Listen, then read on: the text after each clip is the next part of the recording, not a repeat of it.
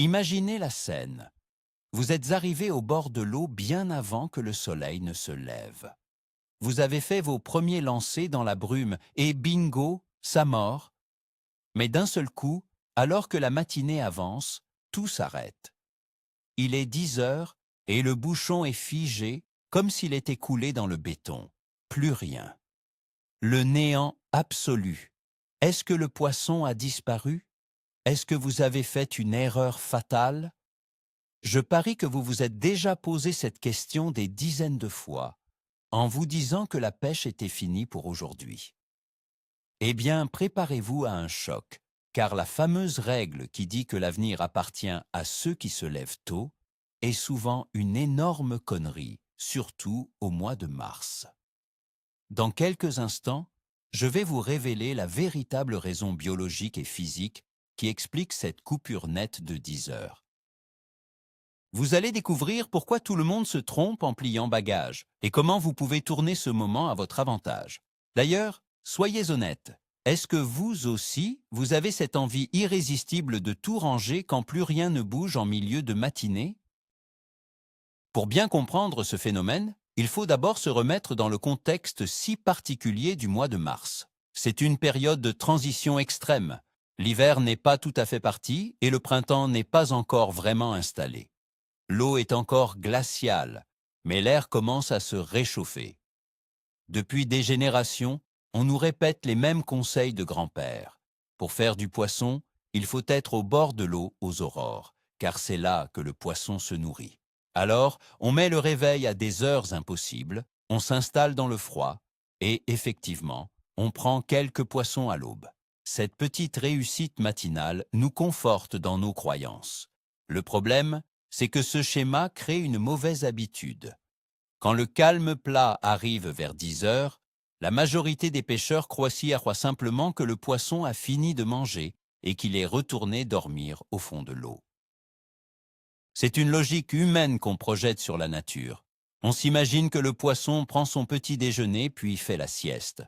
Mais la réalité sous-marine, surtout en tout début de saison, est bien plus complexe et fascinante que cela.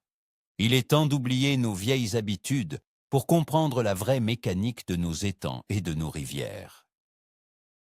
Commençons par analyser la situation matinale typique que nous vivons tous. Vous arrivez au bord du lac. Il est environ 7 heures du matin. L'eau est sombre, l'air est piquant et le silence est total. Vous installez votre matériel en essayant de faire le moins de bruit possible. Vos premiers lancers se font dans une eau qui n'a pas encore vu un seul rayon de soleil direct. Et là, surprise, vous avez des touches. Quelques gardons, peut-être une belle brème ou un petit carnassier. Vous vous dites que la journée va être spectaculaire. Vous êtes plein d'espoir, car la vieille théorie du pêcheur matinal semble se confirmer sous vos yeux. Mais ce que vous ne savez pas encore, c'est que ces prises ne sont pas le début d'une frénésie alimentaire. En réalité, ce sont souvent les derniers restes de l'activité nocturne. Au mois de mars, les nuits sont encore longues et froides. Les poissons qui mordent à l'aube sont souvent ceux qui ont passé la nuit dans des zones très spécifiques et qui profitent de la faible luminosité pour chercher une dernière proie avant que le jour ne se lève complètement. Vous profitez simplement de la fin d'un cycle, pas du début d'un autre. C'est la première illusion qu'il faut dissiper pour comprendre la suite. Puis, le temps passe et l'horloge tourne inexorablement. Le soleil commence à s'élever doucement au-dessus de la cime des arbres. Il est 8 heures, puis 9 heures. La lumière change radicalement. Vous remarquez que la brume qui flottait à la surface de l'eau s'est totalement évaporée. C'est à ce moment précis que la mécanique subtile de l'eau commence à s'enrayer pour votre ligne. Ce n'est pas encore la coupure totale, mais vous sentez bien que les touches deviennent beaucoup plus timides. Le bouchon tremble à peine, les tirées sont moins franches. Vous commencez à changer d'èche, passant peut-être de l'asticot rouge au blanc ou du gros leurre vif à une couleur plus naturelle. Vous essayez de compenser, de trouver une solution, mais le rythme ralentit indéniablement. Dans votre tête, le doute s'installe. Le vieux pêcheur installé sur le poste d'à côté commence d'ailleurs à pester contre le vent ou contre les cormorans. Mais le vrai responsable de ce ralentissement n'est ni le vent ni les oiseaux. C'est la lumière et la température qui entrent en collision dans une masse d'eau encore meurtrie par les rigueurs de l'hiver. Le compte à rebours avant le grand silence de 10 heures vient officiellement de commencer. Et nous y voilà, le fameux cap des 10 heures du matin. C'est presque magique, ou plutôt tragique, tellement le changement est soudain. D'une minute à l'autre, c'est l'arrêt total. Plus rien ne vient perturber la surface de l'eau. Votre flotteur, vos indicateurs de touche, la pointe de votre sion, tout reste désespérément immobile. Vous pourriez aussi bien pêcher dans votre baignoire. Face à cette inactivité brutale, la réaction la plus courante est de croire que le poste est mort, que les poissons ont déserté la zone ou qu'ils sont totalement gavés par l'amorce que vous avez balancée depuis l'aube. Imaginez la scène. Vous êtes assis sur votre siège. Le soleil commence à réchauffer votre veste polaire, mais sous l'eau, c'est le désert de Gobi. C'est ici que l'erreur fondamentale se produit. 90% des pêcheurs interprètent ce silence comme une fin de partie. Ils commencent à ranger mentalement leur matériel. Pourtant, ce calme plat n'est pas une fuite des poissons. C'est au contraire une formidable réaction d'adaptation de la part de la faune aquatique. Le poisson est toujours là, juste devant vous, mais il vient de modifier radicalement son comportement pour s'adapter aux nouvelles conditions qui viennent de frapper le plan d'eau. Il faut absolument déconstruire ce mythe du matin triomphant au début du printemps. Au mois de mars, l'eau est encore globalement très froide, souvent autour de 8 à 10 degrés. Dans une eau à cette température, le métabolisme des poissons à sang froid fonctionne au ralenti. Ils n'ont pas besoin de manger d'énormes quantités de nourriture comme ils le feraient en plein été. La digestion leur demande un effort considérable. Alors, quand la luminosité augmente fortement vers 10 heures, cela agit comme un signal d'alarme pour eux. Mais ce n'est pas qu'une question de lumière, c'est surtout une question d'instinct de survie. En hiver et au début du printemps, l'eau est souvent beaucoup plus claire, car les micro-algues ne se sont pas encore développées en masse. Quand le soleil frappe l'eau à 10 heures avec un angle plus direct, la visibilité sous-marine devient maximale. Le poisson se sent soudain extrêmement vulnérable face aux prédateurs, qu'ils viennent du ciel comme les oiseaux ou de l'eau comme les gros brochets. Pour lui, rester sur votre cou amorcé à découvert équivaut à se promener au milieu d'une autoroute. Le poisson ne fuit pas votre appât, il fuit la lumière pour assurer sa propre sécurité. Parlons d'un phénomène invisible mais redoutablement puissant qui se déclenche vers 10 heures, le mouvement thermique de l'eau. Au lever du jour, la température de l'eau est à peu près uniforme, du fond jusqu'à la surface. Mais dès que le soleil de Mars, qui commence à avoir une certaine force, tape sur la pellicule superficielle de l'étang, un réchauffement rapide se produit sur les premières dizaines de centimètres. Imaginez la sensation agréable du soleil sur votre visage par un matin frais. Les poissons cherchent exactement la même chose. Face à ce réchauffement de surface, les poissons blancs et même certains carnassiers vont quitter le fond, là où repose votre montage et votre amorce, pour monter entre deux eaux ou carrément près de la surface. Ils viennent chercher ces quelques précieux degrés supplémentaires qui vont les aider à activer leur métabolisme engourdi par la nuit. C'est pour cette raison précise que votre plombée posée sur le fond ne donne plus rien. Les poissons sont littéralement passés au-dessus de votre ligne. Ils nagent 1 mètre au-dessus de votre appât, profitant du soleil, totalement indifférents à ce qui se trouve au fond, dans l'eau glaciale. Mais ce n'est pas seulement le poisson qui bouge, c'est toute la chaîne alimentaire qui se déplace à 10 heures précises. Au mois de mars, la vie aquatique redémarre tout doucement. Le zooplancton et les petits invertébrés qui constituent la base de l'alimentation de la plupart des poissons blancs sont extrêmement sensibles à la lumière et à la chaleur.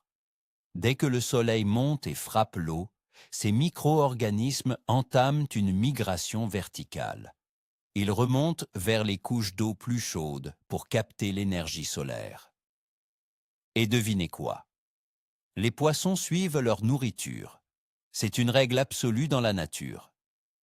Si le garde-manger se déplace vers le haut, les gardons, les rotingles et les petites brèmes vont le suivre sans hésiter. Le problème de la majorité des pêcheurs à ce moment-là, c'est l'entêtement.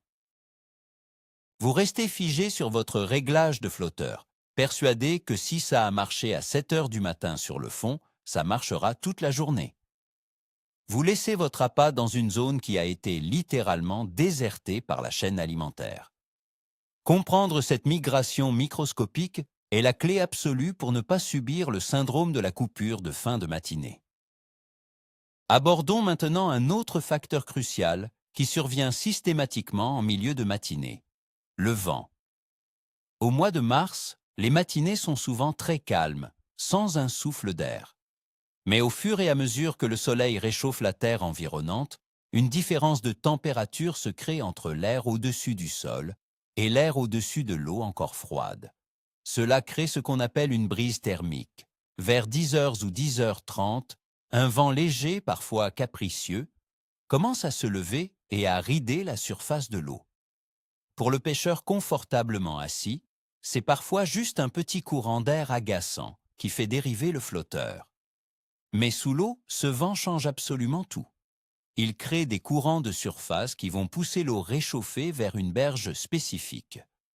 Le vent va aussi oxygéner la couche supérieure et déplacer les particules de nourriture. Si vous pêchez avec la même approche statique qu'à l'aube, vous passez complètement à côté de cette nouvelle dynamique. Les poissons vont se déplacer pour suivre ces courants tièdes créés par le vent thermique. Rester statique à 10 heures, c'est accepter la défaite face aux éléments naturels qui se mettent en mouvement. Et que se passe-t-il au niveau de votre amorce au fond de l'eau pendant ce temps? C'est un aspect psychologique fascinant de la pêche. Depuis le petit matin, vous avez lancé des boules d'amorce ou balancé des spods pour créer un tapis de nourriture attractif. Au début, ça a marché.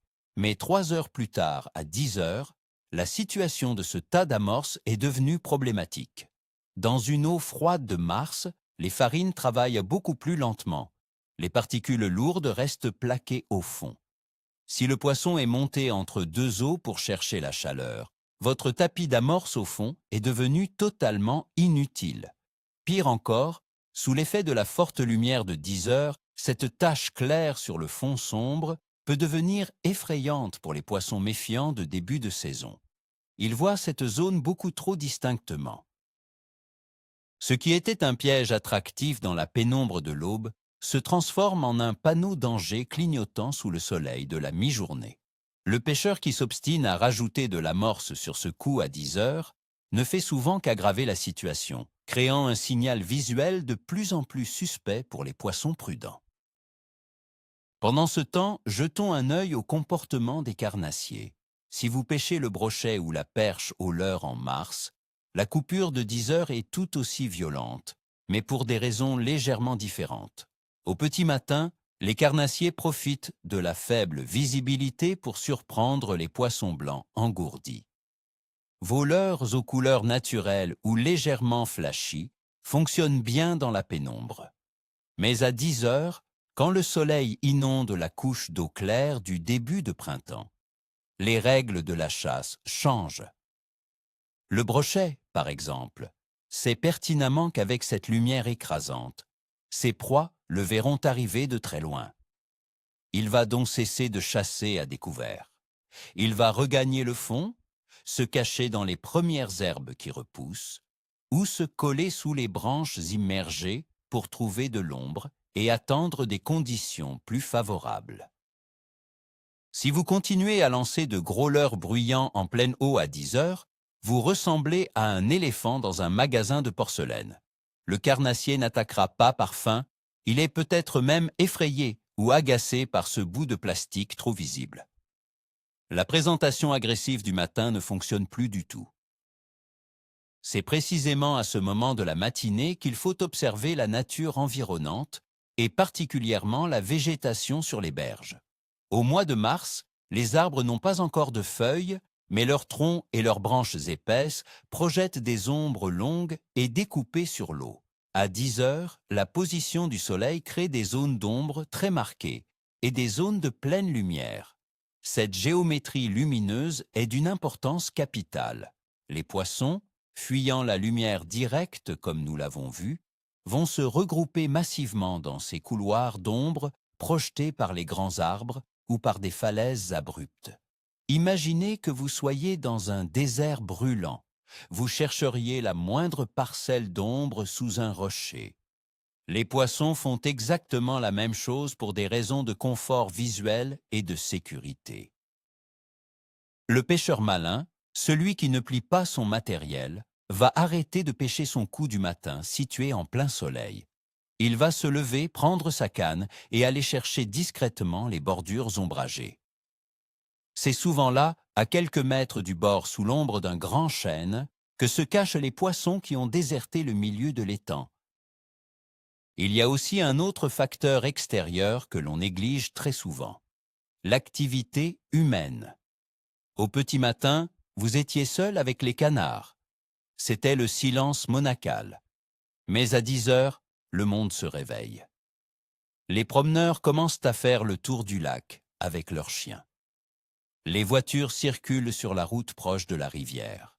D'autres pêcheurs arrivent en retard, claquent les portières, plantent bruyamment leurs pics dans le sol dur de mars.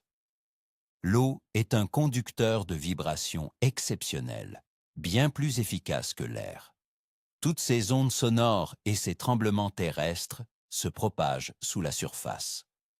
Pour un poisson dans une eau froide où chaque sens est aux aguets, ce soudain concert de vibrations est perçu comme une menace majeure. Face à ce tapage, la réaction immédiate est de clouer le bec. Il se plaque au fond ou file dans les obstacles. La coupure de 10 heures n'est donc pas seulement liée au soleil. C'est aussi le moment où la pression humaine sur l'environnement aquatique passe de 0 à 100.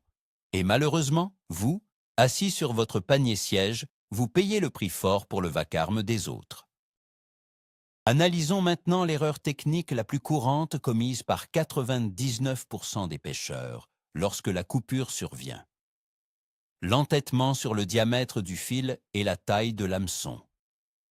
À 7 heures du matin, dans la pénombre, le poisson n'est pas très regardant sur la présentation. Vous pouvez pêcher avec un corps de ligne un peu fort et un hameçon taille 14 ou 12 sans problème. Mais à 10 heures, sous un grand soleil de mars dans une eau cristalline, votre montage ressemble à un câble de remorquage naval. Les poissons qui s'approchent de votre appât reculent immédiatement. Ils voient le nylon briller sous le soleil. Ils sentent la résistance du fil raide. Pourtant, au lieu d'affiner le montage, beaucoup de pêcheurs font l'inverse. Par frustration, ils mettent un appât encore plus gros pour essayer de provoquer la touche. C'est un suicide halieutique.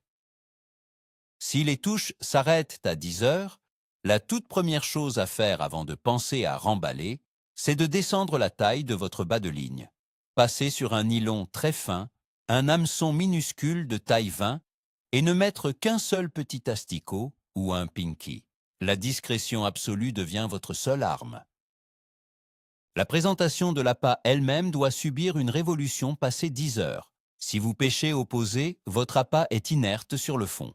Cela ne dérangeait pas les poissons affamés de l'aube.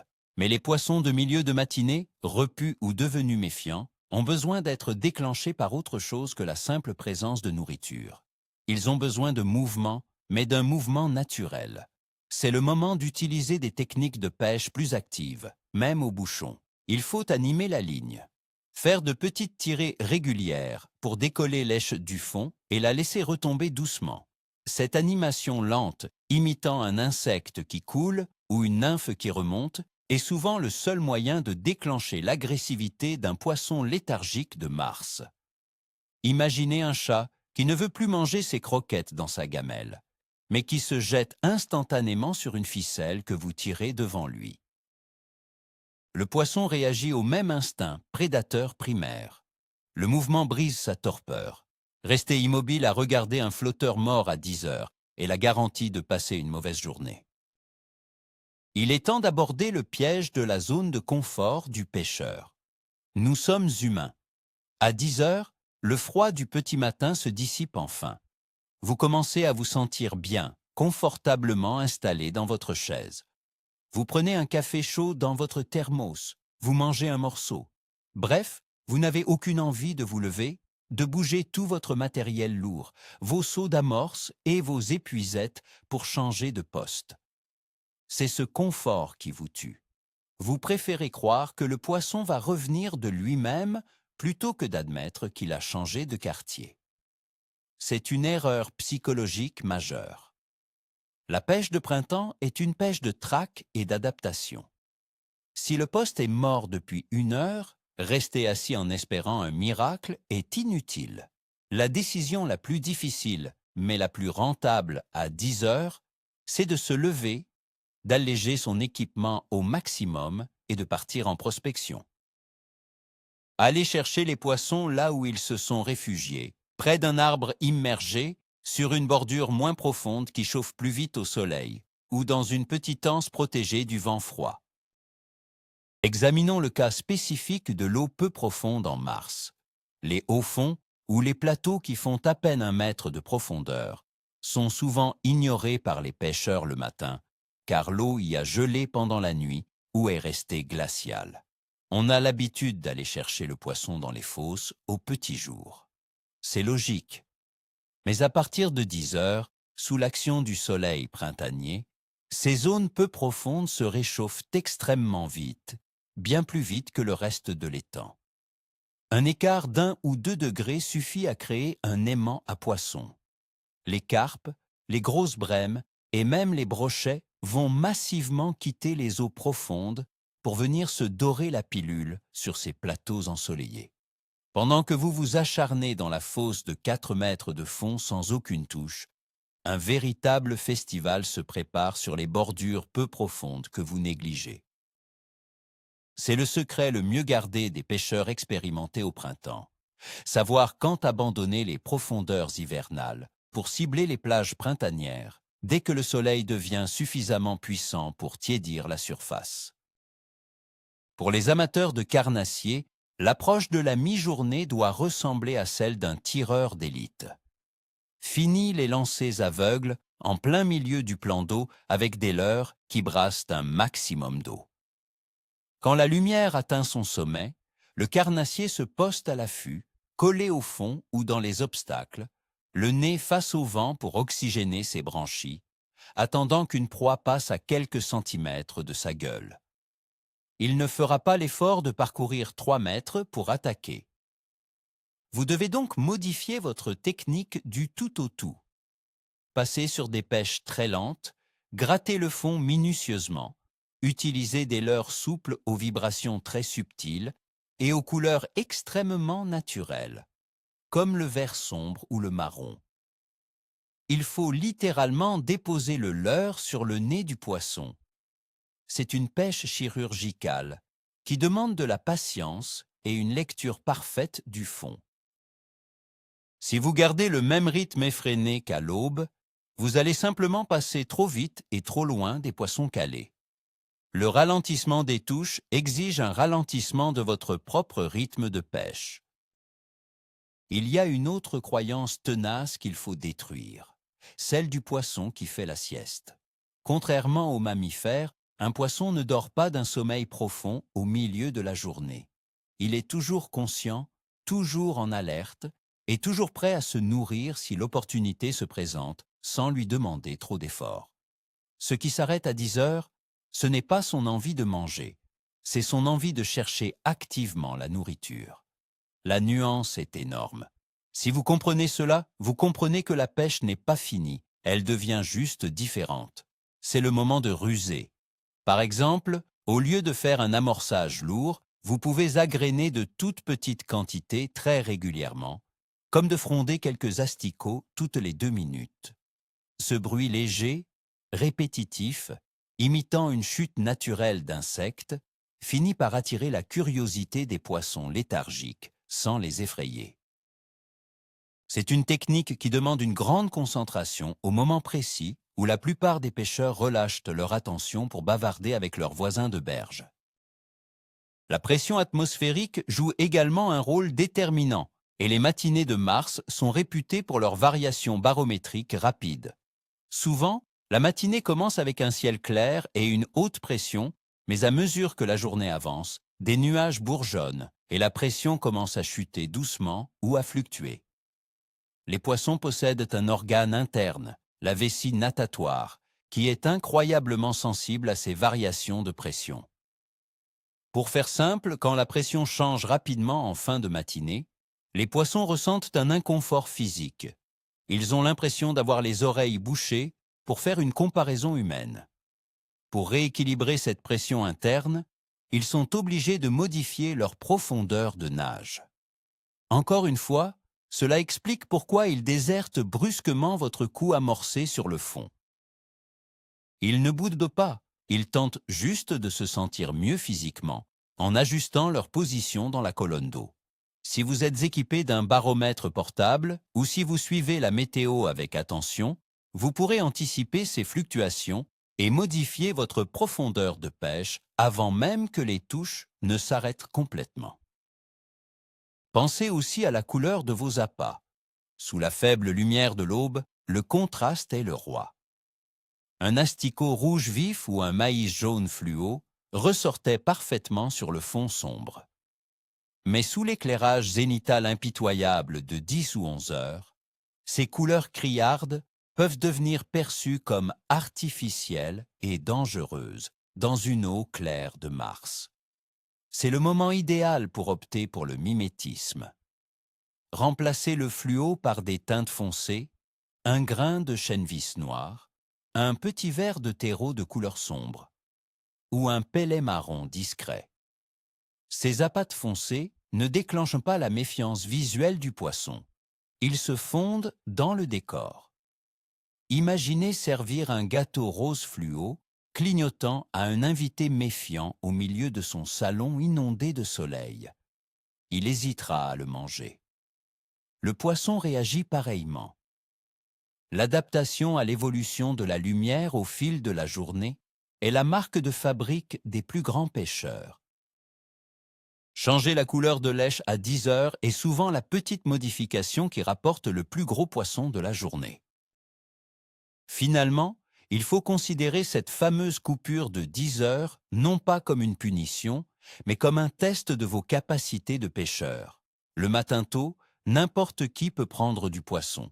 Le poisson a faim, la lumière le protège, il est peu méfiant. C'est presque trop facile.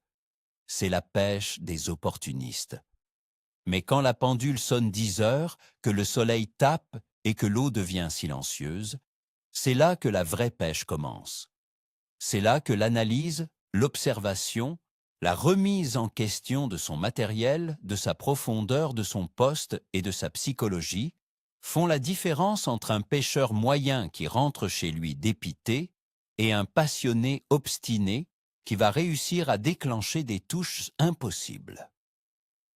Accepter que le lac change de visage au cours de la matinée, c'est s'ouvrir à des dizaines de nouvelles stratégies. Ne laissez plus ce silence vous décourager.